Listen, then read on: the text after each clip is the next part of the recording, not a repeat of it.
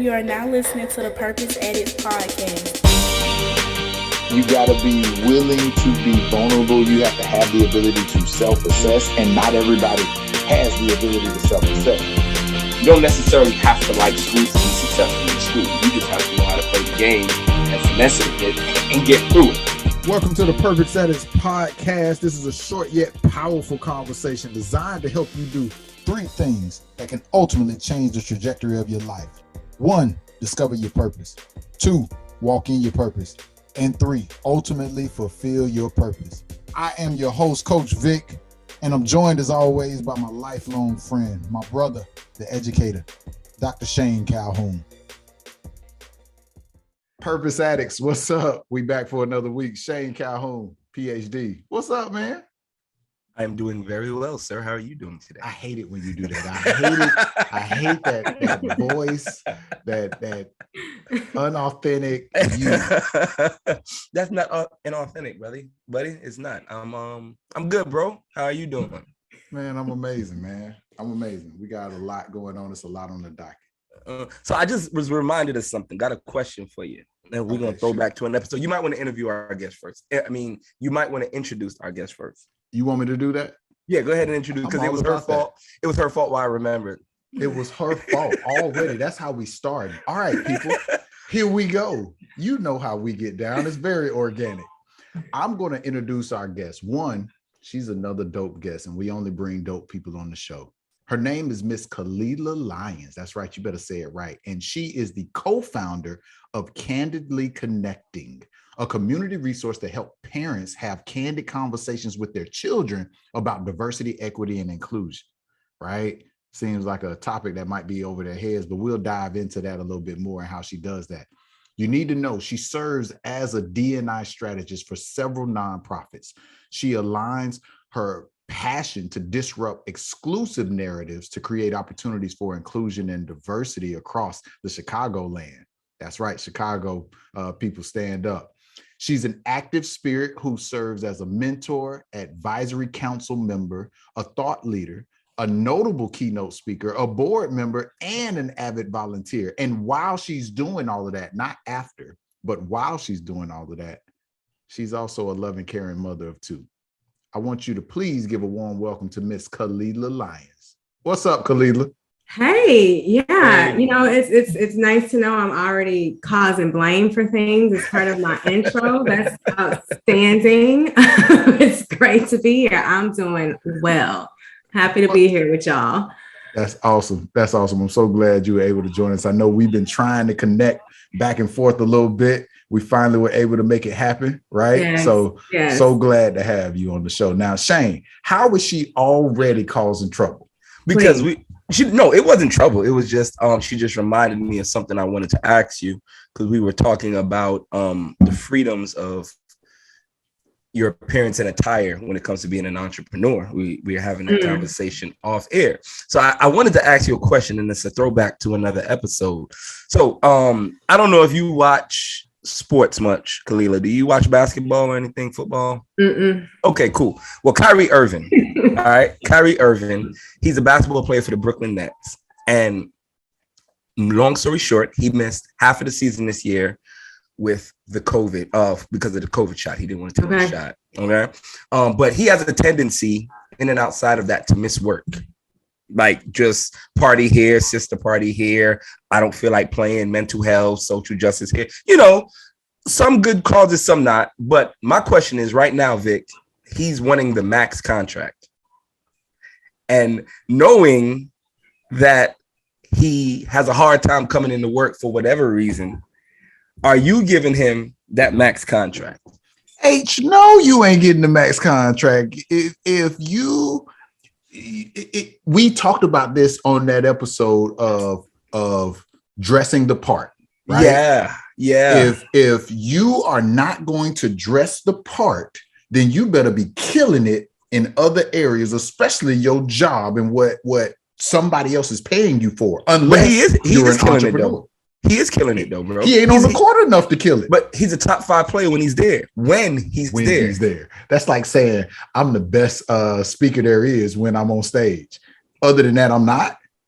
Okay. Well, I mean, I just say that because you kind of proved my point when I was like, nah, just because you're talented, you don't get to make your own rules. There's still, thank you. What is the part though? And when do we start redefining what dressing the part means? What is that? You can do, I guess the argument is you can dress and do whatever you want as long as you're knocking it out the park. Okay. He doesn't come to work. So your talent is not good enough for anything you want to do right now. Your talent, because we're looking at coming to work, your performance versus the money you want.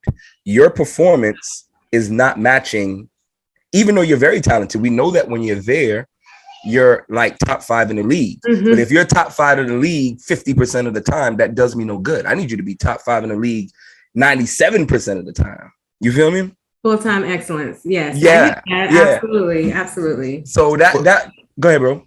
His teammates said it best, right? He's noted for saying hard work beats talent when talent doesn't want to work hard. Yeah.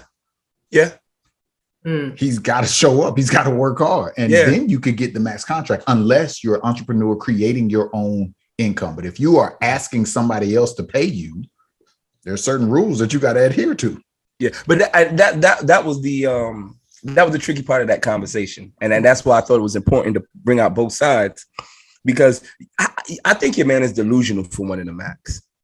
I mean, no, he's not. I would go in there and ask for a max 2 with a straight face, but like, know your worth. Know your worth. Yeah. I'm top 5, even though I don't come to work. I'm top 5. So yeah, no, ridiculous, bro.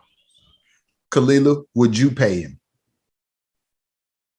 Would I pay what? What am I paying? What's the question? He's asking for a max basketball contract to be paid one of the highest paid contracts because he considers himself to be one of the best talents, but he also doesn't play often in the last season. Last 3 seasons. Yeah, I think, it's easy to speak what our value is, but we have to perform and we have to show it, right? And have other people appreciate it. The value comes from how people appreciate it, how they're impacted by it. And if people aren't being impacted and influenced and seeing his performance, I don't know what they would be paying for at this point. Oh, that's a good point. All right, let's use that as an opportunity to jump into this. Shane, we always kick this off talking about what blew your mind. In addition to that max contract request, what blew your mind this week, homie? Shoot your gun, people. Whoa. Shoot your gun.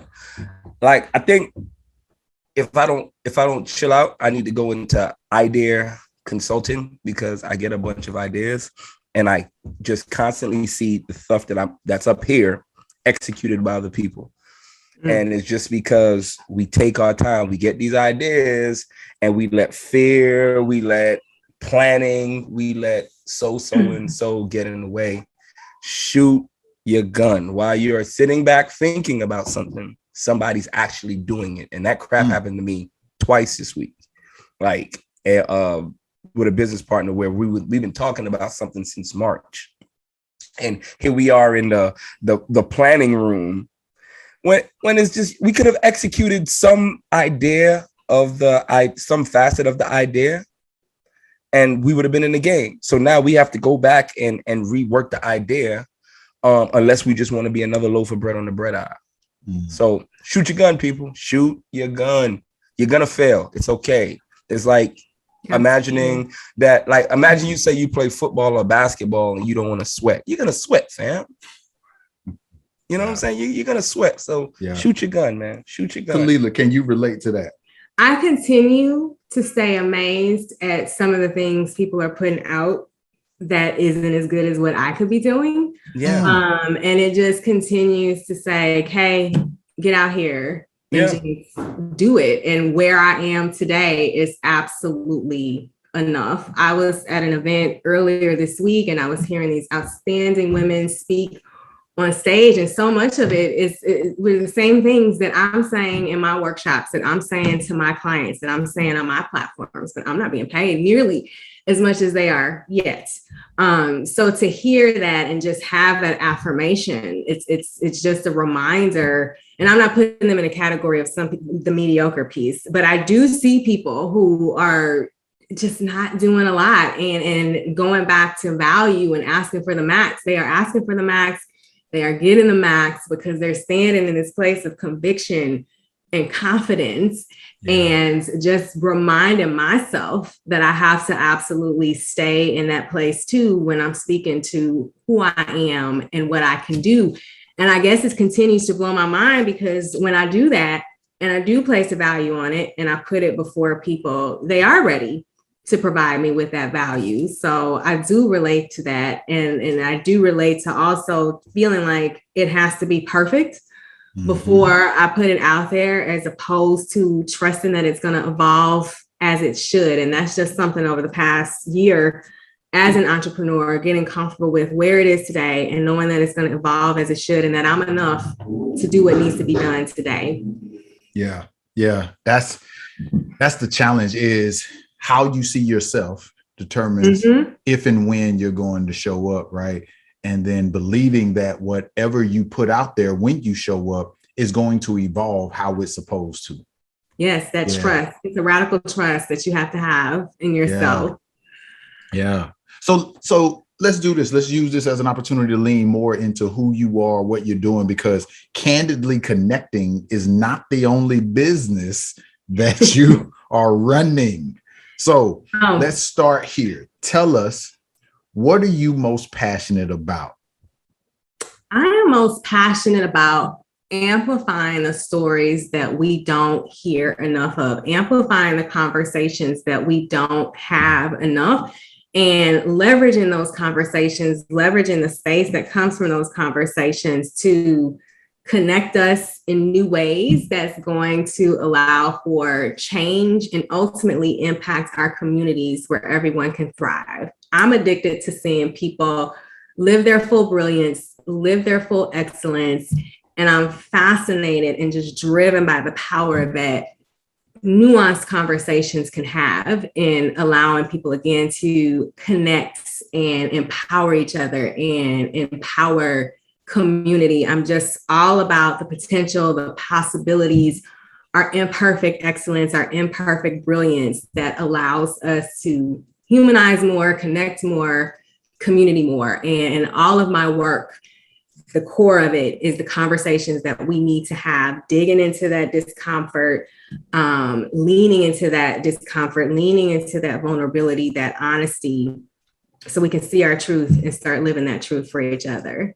Yeah. Yeah. So, we want to learn more about your work and what you do, but here's a question that we ask, especially this season, all of our guests, as they are pursuing their purpose. Why you? Why now? Why me? Why now? I would say why me, because I have been an outsider in so many situations, trying to fit in and not allowing myself to amplify my story that hadn't been heard, and letting my story be a truth and an inspiration and a connection for others.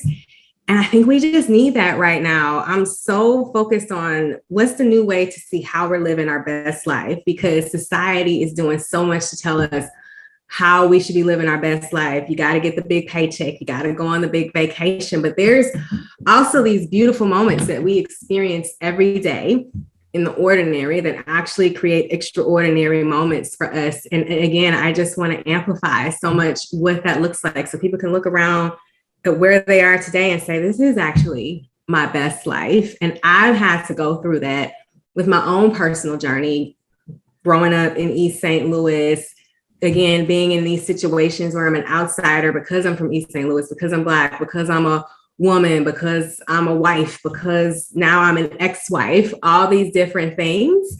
And I've just seen the power that comes from actually accepting that. And I want to make sure other people are accepting that truth as well. And again, going back to why now, we're just in this critical place. And I was especially inspired by the death of Ahmaud Arbery back in 2020, of it's not even just us as adults looking at ourselves, but what do we need to start doing with our children and making sure our children are understanding their power in creating inclusion, in creating community, and not just a community today, but this community that's going to be in the future that we won't even see. And then what's our role as adults in empowering children to do that, which is why I have both the businesses that I have today. So tell us about both Candidly Connecting and your other business and how these two, I guess, marry in your purpose. Yeah, so Candidly Connecting is focused on empowering what we call essential adults. So if you have any connection with a little human being, you are an essential adult because the conversations that you have with them influence them. So how are we empowering these essential adults to talk to children about the identities and the experiences of the people that we share society with, and do so in a way that when they go out into the world and connect with people that they wouldn't see in their home, that their parents may not be talking to, that may not be in their school, they're seeing these different personalities, these different experiences. They're having an appreciation for these differences. They're having empathy for these differences, a curiosity to connect, versus seeing difference as something to be afraid of, difference as something to be strange, seem to be strange. So we want to normalize how essential adults have conversations with children about, again, the identities and experiences in the same way we would safety, stranger danger, healthy eating. Let's start talking about different people. And all of this is to create inclusivity at the playground. Because again, our children have so much power in them to change our communities. So with Candidly Connecting, we're doing this through storytelling modules. We have just so many beautiful, messy, intimate stories that people are sharing. And then we provide these tools and reflection guides for adults to then go talk to their children about it. And also for the adults to reflect, because I'm very keen on, we have to know who we are in these conversations before we take these conversations to our children, which ties to how I approach my other business. It's a diversity, equity, inclusion boutique, Answer the Moment, because all of this is about how we answer the moment before us. I've lived my life and come to where I am based on just focusing on what's before me, because it's really the only place I can be excellent. But Answer the Moment works with different organizations of all sizes. I have clients in the Chicagoland, but I also have clients across the country. I have clients in Canada as well, some international. And that really focuses on not just what you should be doing with diversity, equity, and inclusion and creating these spaces where everyone can thrive, but more importantly, how do we show up in this space? How are we navigating our biases? How are we understanding how our identity allows us to connect to others? Because in my 20 plus career as an HR business partner, what I've seen is not that people can't create a great strategy. And I think you really could go Google great strategies. You don't need me to create the strategy. Where it fails or where it thrives is how people are bringing the strategy to life. We seem to miss that part. We seem to miss the humanization of the work versus just focusing on the work to get done. And that's why I also say, and this is part of one of my signature talks, we have to make sure we're focused on experiencing life and not just achieving life.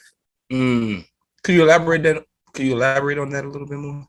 Experiencing life, absolutely. So with, and I'll kind of wrap it around my talk, which is experiencing life through the B list versus achieving life on the A list. So when we think about the A list and making sure, a lot of us focus on our achievements and getting to our aspirations and our accomplishments, right? All these things that if they go away, it takes away from who we are. But if we focus on the experience that are coming from these things, right? What are the bumps that I'm experiencing and what is that bringing me? What are the bounces as I move up and down? And what is that bringing me? What are my beliefs that I need to focus on? What is the boost that I need to give myself as far as increasing or decreasing my circle, my choices, my circumstance? That's the C list. And how does that show up in the form of the D list, right? How am I thinking about disappointments, discouragement, distractions, all of these things? But if we start thinking about how I'm experiencing it, that's where the growth comes in. If we stay focused on where I am on the A list, which can change at any moment, that's going to leave us feeling arbitrary. That's going to leave us being very dependent on our circumstance versus understanding that life is happening for us and not to us, and that these experiences are to help us grow. The other B that I didn't mention is also just breathing and being in these experiences as well. And I say all this, top level, knowing that there's a lot that goes into this. All of this is about growth and evolving in these places. But if we can get to what is this experience for me versus what am I achieving, it really helps us to evolve and focus on the significance of what's happening for us. That's good. Doing my spy work on you, I see that you are often quoted for believing in the power of culture. Culture? Yeah. Why is that? Can you talk to us about the power that you think culture has on either the audiences that you serve or the kids or the clients that you serve through your businesses? All of it. I mean, when you think about culture, right, and that gets at our behaviors, it gets at our beliefs and all these things that impact how we interact.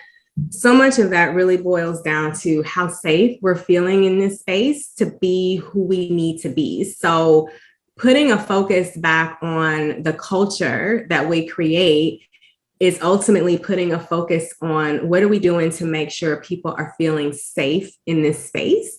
And what are we doing to make sure people have what they need in this space? And again, some of this evolves. I didn't even know I was starting to think about DEI work in my corporate career and working in different cultures and just seeing you can't just put policies and procedures and programs out there without thinking about the culture that they're going to stand in. Something that may work in corporate is not going to work in a manufacturing culture because it's a totally different type of rhythm. That's not going to work in a service center environment because it's a totally different type of rhythm. I've worked in a pet resort. That required a totally different type of rhythm. So having an appreciation for and being able to express what is this culture? What are our values in this culture? What are the behaviors we want to see in this culture? And how are those ultimately impacting how people stand and feel safe in this culture is something that I hone on with my work, which also then ties back to, again, us having to understand who we are in these cultures. I was just kind of tangenting a little bit, but not too much, doing a workshop yesterday with an organization focused on candidly connecting with children. And I said to them, it would be very easy for me to spend this hour just telling you what to do and how to talk to what to do in talking to your children and give you this framework. But we're actually going to spend this hour understanding how you are, who you are as a leader, why your children should follow you, all these things, because that's creating the culture for the conversation. You are creating the culture for the conversation with your children. So I think sometimes, again, we get so focused on what we're achieving, and we forget all these critical pieces that impact the successes of our what, and culture is critical to that. Yeah, that's dope. That's dope. It reminds me of a couple of things, but it reminds me of the book Who Not How, which focuses on the people that you need in your life, but then also pairing that with how influential parents are for setting the stage for their kids. My daughter and I are having a lot of conversations around expectations versus standards and believing what's possible. I shared this on social media the other day, but she was reading a book and she talked about, or the author in the book talked about putting a small pumpkin in a glass jar.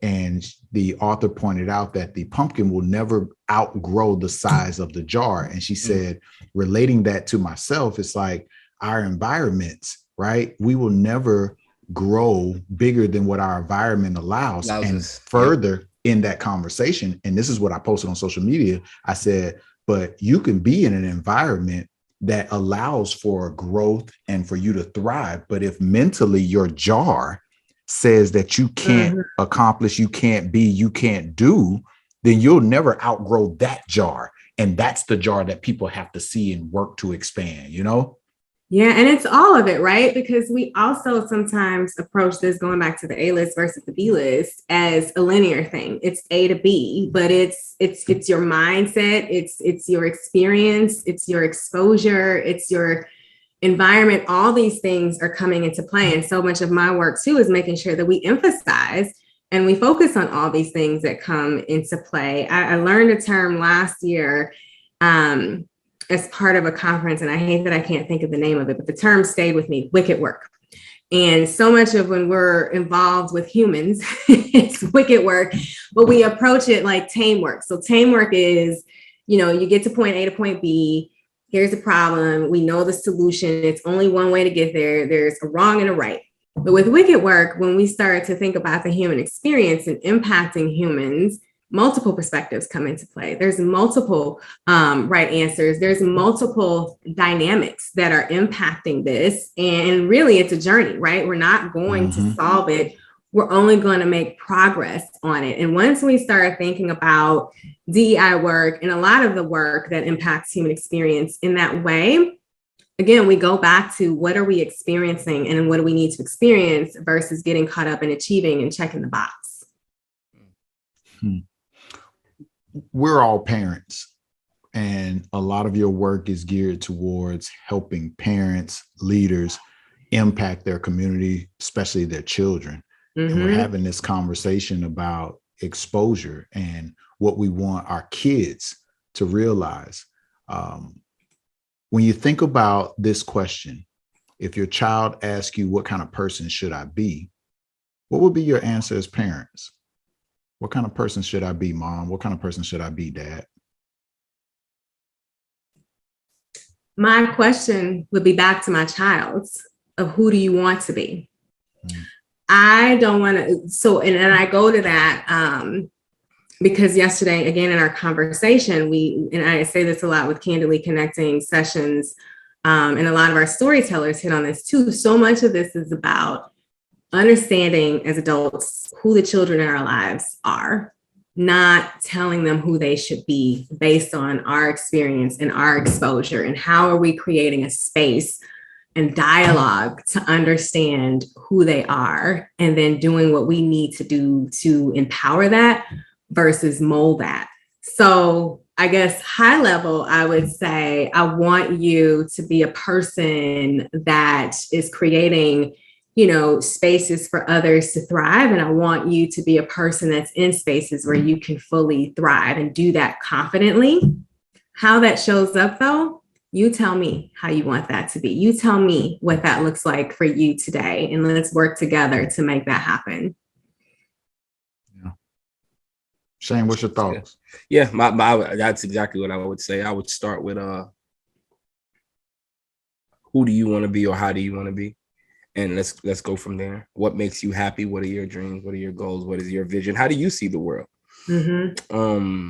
Now, a lot of that will be impacted or can be impacted by what I have already put in them and the values that I've instilled in them. And that's why it's important that on a very hourly basis, not even daily, a very hourly basis, that we pour positivity into our children. But that would 100% be the conversation. Like, how do you see yourself?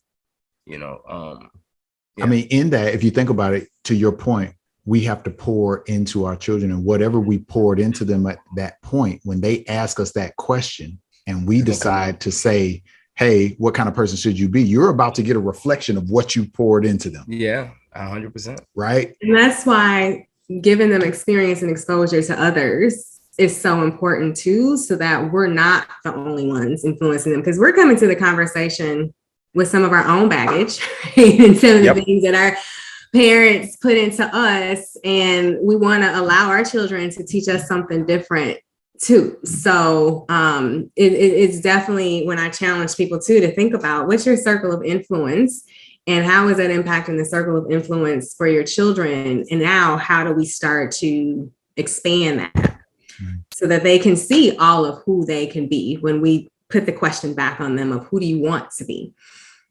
Let's dive here, right? The name of your business is Candidly Connecting, and the premise is having candid conversations, namely with children. How candid are we getting with children? So it's a journey. I personally, and this has been a situation with my kids as far as how I talk to them, how my ex talks to them. We don't put a lot of topics off limits. I think some people raise their eyes even when your 10-year-old watches that show. Oh, okay. But it's also meeting them where they are in the conversation. So you don't have to shy away from topics because it's a lot of messy stuff happening in the world, but it's also making sure that you're having the conversation in a way that they can process. And so an example was one of our storytellers, and we actually call our storytellers identity illustrators because they're illustrating beautifully how different parts of their identity have impacted their lives and how they connect with children. But she was sharing when her daughter asked her about George Floyd and why the police killed George Floyd. And she's like, I gotta have this conversation right now. I'm not prepared. This is heavy. But she knew her child well enough. And I always tell people, you have to know your child to know where you can go with these conversations. So she didn't pull up video. She didn't go into the details of what happens in all those moments of George Floyd losing his life. But she pulled a few pictures and she had some very high level conversations. So she knew her daughter couldn't handle video and actually seeing things happen.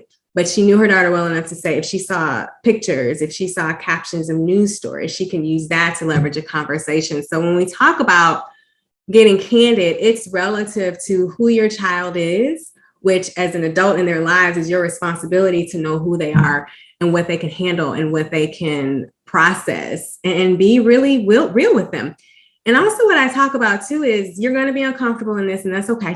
I think as adults, as parents, we feel like we have to have this level of confidence and expertise. I can't tell you how many times a day with my kids, I'm like, I don't know, but let's learn together.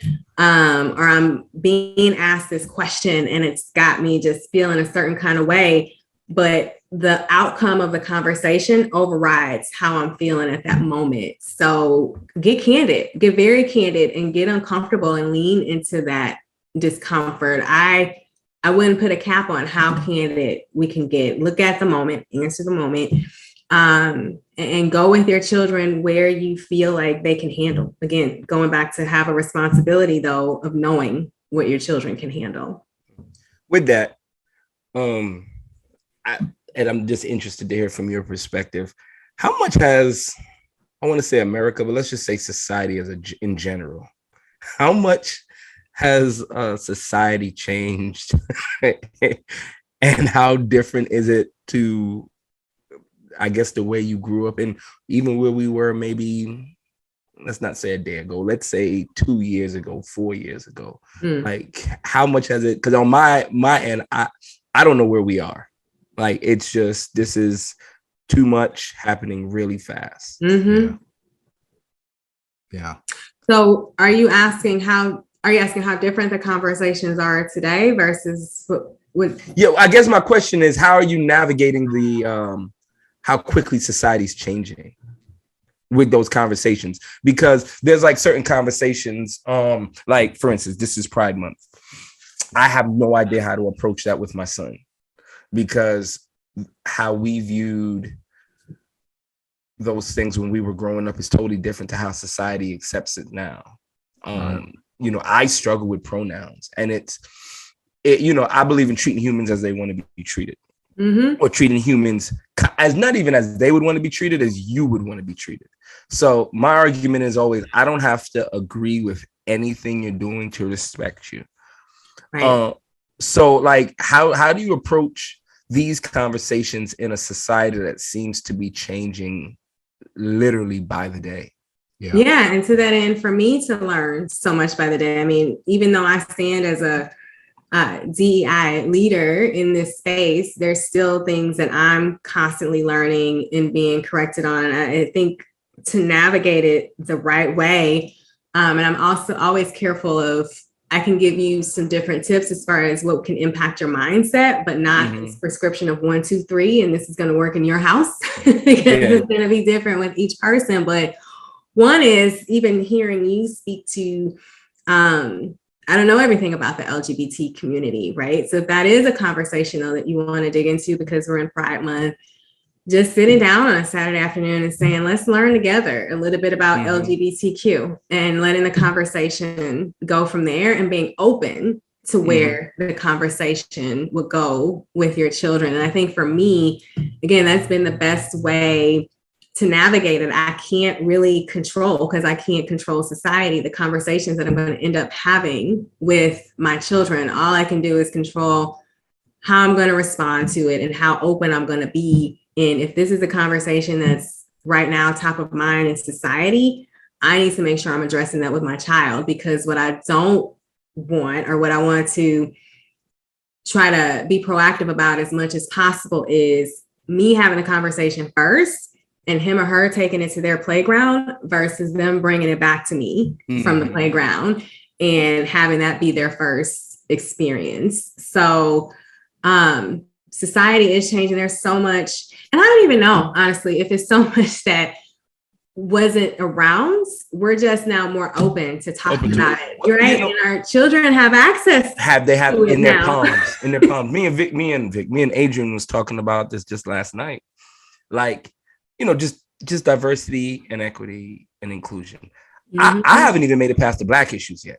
You feel me? Like, I have a hard time. Like, I understand, but like, the first thing anybody will see or know about me is the color of my skin. So like I haven't been able to make it past or through those issues. And we already have another set that's like on our table. So it's interesting. It's a lot of conversations to be had. And I would just say, don't put pressure on yourself to try to have them all and just kind of gut check with your child. What's top of mind for you today? What you been thinking about? And it can sometimes be that easy. And I tell parents that too. Like, we read so many articles of like, this is how you should talk to your child and all. But sometimes, like, one of the examples I share, and even just trying to understand how my children are forming how they think about people, which is ultimately their biases. I'll just say, like, who's cool in your class? Super simple question. And by them describing who's cool, I'm starting to hear their biases of who they think is cool, who they think isn't cool. And why. And why. Yes. That's so important. I'm glad you said that, Shane, too, because a lot of times in conversations with adults, too, we get an answer and say, oh, okay, versus really exploring and getting to the understanding of why they're thinking that. That's so critical. And especially with our children, I'll share a really quick example. And Shane, you're going to be like, I'm not there yet with my kids. But one of our identity illustrators, she shares when she gave birth to two twin girls. And when one of her twin girls at 2 said, does God make a mistake with gender? And she could have easily said at 2. Mm-hmm. Oh, this is a fantastic child. Though. Like, I think her son, so I'll get to that. It's her son now has a book in Target. Outstanding. Amazing. But she could have easily said, well, God never makes mistakes, right? End of discussion. Or she could have said, no, honey, end of discussion. But she was like, well, why are you even asking this question? What made you ask that question? And that led to a dialogue that led to their journey around gender identity and making sure this child was living in the identity that they were comfortable with. And so now she has a girl and a boy. I'm not ready. And that baby's not 2. That baby been here before. That baby. It was one of those kids for sure. Yeah. That baby been here before. But that's that baby so 22. That's so funny because one of the things that I've seen this week a lot on social media is I don't care how you live your lifestyle, just don't force it on our babies. And I'm like, okay, what is forcing? What's not forcing? What? It's a lot. I think that's the point, is you're asking those questions. It's when we see that stuff and we just say, shut it down. Yeah, I ain't dealing with it. Right. Not today. Okay. Even Khalid, I came across this quote in one of your videos. You said the conversation is uncomfortable until it isn't. And I think that's what we have to realize as we're talking about parents. this is only an uncomfortable conversation because you believe it's an uncomfortable conversation. You could call it an essential, you can call it a critical, you can call it an important, you can call it whatever you want, but whatever you call it, you're right. And that's what you're going to believe it is.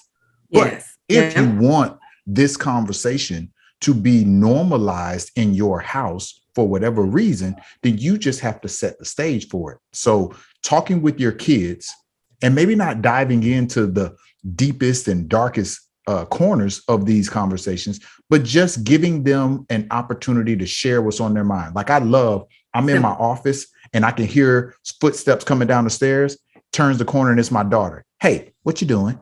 And I go, nothing. Okay. And she just shares whatever's on her mind. I got a question. Like the other day, she asked me, has racism ever stopped you from achieving a goal in life? Wow. Where did that come from? What do you feel that because you go into protection mode, right? So it's like these conversations, but she also will come up and say, I'm fortunate to have parents who are pushing me to do stuff because I got some friends that their parents aren't doing that. So again, it's about setting the stage and providing an opportunity for your kids to just openly talk with you, which I know is something we've been doing with our kids since they were little. It will come out, it will show up. And as your kids evolve, you'll see it show up. The hardest part is when they're young and in the moment, being patient enough to wait on it. And it so impacts how they show up to the world. It's like I think about some of the candid conversations that we've had with our son and how it's just so impacted his confidence and how he stands and how he responds to people. And this may seem simple, but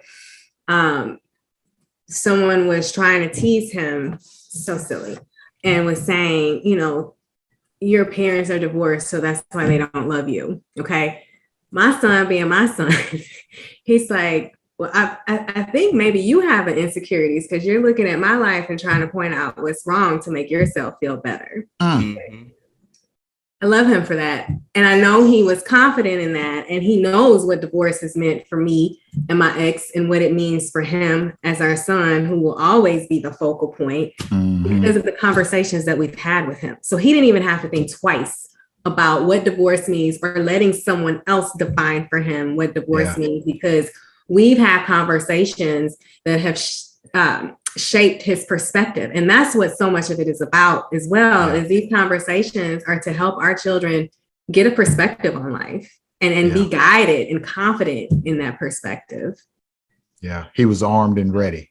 He was armed and ready. Neither one of my kids, my daughter the other day, she's like, I don't care how people think about, because she now has his haircut and when she puts a hat on, she says people can't tell if she's a boy or a girl now. And she's like, and I don't care about that. I don't care what they think about how I dress, how I talk. I do think about if I'm presenting my work, what they think about my work, but everything else I could care less about. She's 10. Some of these conversations with our kids is teaching them to embrace who they are, where they are. 100%. And it's like, yo, fam, this is this is you and it's okay. Like God don't make no mistakes if you're into that type of thing. God doesn't make that type of thing. Storyteller, Joy Canonigo, who has a special needs son. And her candid story is all about scanning for triggers when she leaves the house and what that is for her the minute she leaves the house with her autistic son, even now when he's in his 20s. But so much of what she hits on is how much he's taught her of how to see the world differently and how different she is from his world, and that that's okay, and that we need to value that as well, and just starting to get new standards, right? Yeah. That's normal, and that's the beauty of what our children can teach us. Yeah, that's awesome. Khalila, couple more questions before we get you out of here. Okay. And it's to help us learn about you and our audience learn about you. One, are you reading anything interesting? Are you listening to anything interesting? What are you listening to? What are you reading? What are you digesting? Honestly, right now, I am not reading or listening to anything as far as books. I am so focused on how I'm repivoting both of my businesses. It's been a year. into entrepreneurship. I'm so grateful and blessed with the clients that I have and how I've been able to thrive without even having a website. I haven't pitched a deck yet, and yet I have clients like Grant Thornton, General Mills, just doing all these great things. But I also am well aware through this evolution that I need to start delegating more and focusing more on the business versus being in the business. Correct. So a lot of my extra time outside of all the other things that I'm doing is focusing on that business piece. And also just, I'm a creative, so creating content as well. Yeah. The E-Myth, you got to work on the business instead of in the business. That's a great book. But then too, I don't know if the audience caught that nugget. You said, I still have clients despite not having a website, despite not having all the things that they say you're supposed to have in order. You know what I mean? Like, did you catch that gem for this person who's sitting there listening to this saying, oh, but I need to do this and I need to have this? She just said, and she name dropped some names that you would think would want to see that you got a website, and she don't have a website. No. So people, stop sitting there waiting. Let me drop one more thing to support that. I am Mogul named me one of their top 100 DEI leaders. Yes, sir. So I'm on this list with Amazon, Netflix, Spy Hero, some of these other organizations. Listed number 3, not ranked number 3, but they got me listed number 3 with Answer the Moment. And there's no website for Answer the Moment, yet here I am in my first year of entrepreneurship. And so, yes, with that, standing as you are, because I've had many people tell me, well, you should be doing this, or a consultant does this. And I'm like, well, what I'm doing as I am works. And I appreciate best practices, but people have to make sure they are using it as inspiration and not duplication, and really bringing who you are to the table, because I'm well aware that I have all the clients that I have because of who I am and them wanting to work with me. Yeah. Last question, at least from me. What's one thing people can't tell about you just by looking at you? Ooh, that's an interesting few things. What's one? Okay, I'm actually going back to one of my workshops where I ask people to tell me who they think I am before I actually introduce myself. And because of these red glasses, people think I'm an extrovert because I speak so much and how I speak. And I am not. I'm an introvert. I get my energy when I am alone. I can do all I need to do throughout the day. But at the end of the day, I need to be by myself and decompress. So that surprises people on top of my obsession with 80s shows. And I guess very random 80s shows. Someone asked the other day, they were like, oh, you go deep with the 80s. So like, I still watch regularly Benson.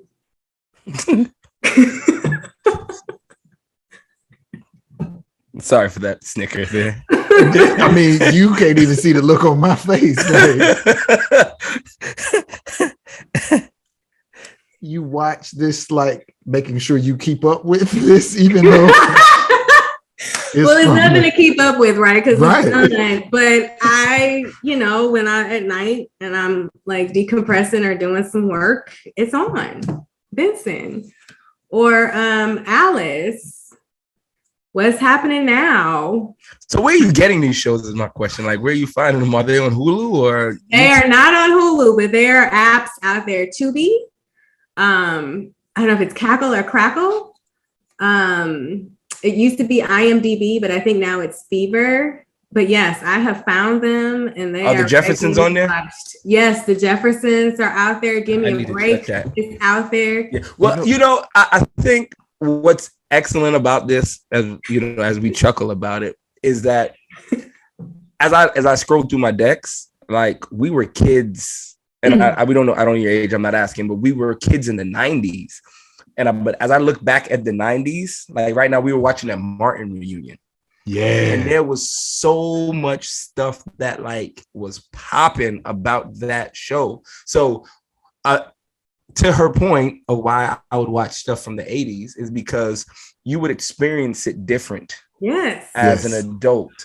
as you would now. Like right now, for me to go back and experience Martin at 38 is totally different to how I consumed it at 9 when it came out. 100%. And I am older than you. Okay. So I was in high school when Martin came out, but it is something to see. And it's also, especially with 80 shows, to see how bold they were. The things and topics that they touched on. Powerful. You know what's a show? Okay. I tell on myself, me and my wife watched from back in the day that were very bold. The Golden Girls. Mm-hmm. Listen, every night. Every night. The Golden Girls touched on some topics that back then we were not talking about. Mm-hmm. They touched on everything from race to LGBTQ to they touched on it all. So the facts of life, date rape, anorexia. What are some of the other, I don't know, using drugs? Like they had so many topics as well. So, and I watched some of these with my daughter, and you know, we are able to have conversations about it. So love it. Well, Khalid, thank you so much for being open, honest, and transparent with us about who you are and how you show up in the world. We absolutely, again, thank you for your time. Thank you for joining us. We want to give you in our footwork segment an opportunity to tell the people how to connect with you and what you got going on. So share with the people how to get with Khalid. Yeah, you can get with me by finding me on LinkedIn, Khalila Shakir Lyons. I'm also on Instagram under I am Khalila Lyons. Candidly Connecting actually does have a website, so you can find me on candidlyconnecting.com. And I am in the process of getting a website for Answer the Moment as well. If you need to send an email, I'm at Khalila@IamKhalilaLyons.com. So, you know, I have both my companies and they're thriving, and we'll be coming out with some new programming for Candidly Connecting. So stay tuned on that. But then I also recently was elected to the board of the International Women's Forum. So the Chicago chapter, this is an outstanding organization of women just at the top of their game. And what's been phenomenal about my first year in the organization is being on the membership committee and really redefining how we think about what an outstanding woman is, and ensuring that allows more women of color to get in as well, and just also different type of women having impact and influence in a different way. And so to now be on the board is an honor. And also now vice chair for the program committee is an absolute honor as well. So that's been some recent news in my world as well. That's amazing. It's important to share all these experiences, like, because like LeBron James, right? He just became a billionaire, but he's most famous for playing basketball. But I would bet a penny to a dollar, probably less than a quarter of his wealth is built from the basketball. Mm-hmm. So all of these experiences, all of these connections, all of these steps it's super critical that we express them, and then we also share with others, because this is the gateway, man. This is how we change the next generation for our kids, man. It's the work that we do. So this is how people find you. This is how people identify that they have a need that they possibly didn't even know they need you. I just updated my LinkedIn page. So now I got to go find you. Like, hey, buddy, we're friends now, you know? So it's, you know, it's dope. Shane, footwork, what we got going on, man? So this week I officially received the title with Breaker Nation. I'm now the director of educational partnerships. So, I just wanted to evaluate some music, man. And Felicia and I have been just really digging. So we're about to ramp up. We got 100 new interns coming on for an internship experience next month in July. So we need music. So if you got music, if you are an artiste, a music creator, Breaker Nation app, upload your music. So it's a great time to be a part of the app. Also, I will be doing which this isn't for everybody, but what I'm going to try to start doing is I'm relaunching my blog, the Music Ed blog. But this week I'm doing I'm doing a professional development with DC Public Schools. So it's on creating music production. Is something I haven't really sat down with it yet. but I'm probably gonna take a lot of this content, and if I can't take it and use the content on my website, I don't do it. And that's just what it is, because my work in academia is my intellectual property. You know what I'm saying? Like, I'm not just gonna write your journals and do your stuff and not benefit. And also, I find the official publishing deal for my first book that should be coming out October 4th, titled to be remain and publisher to be named later. But the chicken a jerk with me at work, man. That's outstanding. I can't keep up with this dude, man. I can't stand him. What about you, brother? Man, I got the call a couple of weeks ago to put on a 3-day workshop for an audience that I didn't know that I could serve, to teach them presentation skills, how to be a dope, dynamic speaker. The audience does presentations on university campuses. Their leader got recommended to me as a speaker, saying, hey, you need to check him out. And they said, we got people who need to know how to present in this way. And so they approached me and said, you got carte blanche, organize a 3-day workshop. And so I'm going to be doing that in about 6 weeks. And I've just started working on that, preparing for what that's going to look like. That's dope. Where at? It's going to be up in Cincinnati. I can't share the organization just yet. That's fine. But it's going to be up in Cincinnati, right? You talk about networks and getting exposed and word of mouth. Yes. Yeah. They did not find me for my website either. Yep. People will speak. And I always say, like, I actually kind of try to stay away from the term network, because it just feels very insincere. Insincere, and almost manipulative. Like, let me see how you can help me. Versus, I just always say I have this super dope community of people, and so many people I've just had conversations with without even an agenda. Right? We're just talking and connecting, and through life and different things, my name may come up, their name may come up, and we're helping each other out. So I love that. And I think it's important too, because then you do get opportunities like that. If people just know who you are, then, if it's a genuine connection, they're going to amplify you and bring opportunities to you that you never would have expected ever, just by talking about who you are and what you're passionate about. To that same point, I just had a conversation with a guy. He was a previous guest. He's a financial advisor. He was on the show, Casey Kraft. You remember Shane? His famous quote is, if you can't pay cash for it, you can't afford it. Well, my family and I have been talking about and asking questions. If a recession is looming, what do we actually need to do financially to prepare? And he was willing to sit down with me for an hour, because he's a part of my community, and say, hey, here's what I'm advising. Here's some thoughts. Here's some things. And I could ask him what I thought were dumb questions. And he was like, that's not a dumb question. And let me tell you why, right? Yes. That community, just to have access to somebody to just ask these questions and get information, is so important. It's so critical. Yes. So yeah, I'm grateful.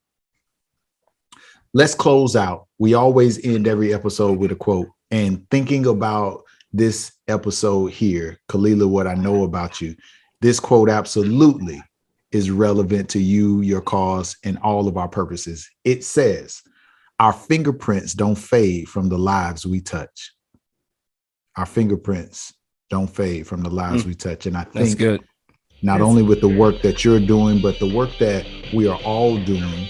And I'm not just talking about the three of us, I'm talking to our audience. With all of the work that we are all doing, it's important to remember that our fingerprints never fade from the lives we touch. So spend that time touching people, metaphorically, in an impactful way that allows for us and our community to be better in the future. As always, we appreciate you for rocking with us, Purpose Addicts. Kalila, again, thank you for your time. If you haven't already, like, subscribe, go share the show. Tell a friend, tell a friend, tell a friend, and tell a police officer. Always tell a police officer. We got to bridge this gap, baby. Purpose Addicts, live life on purpose. We out.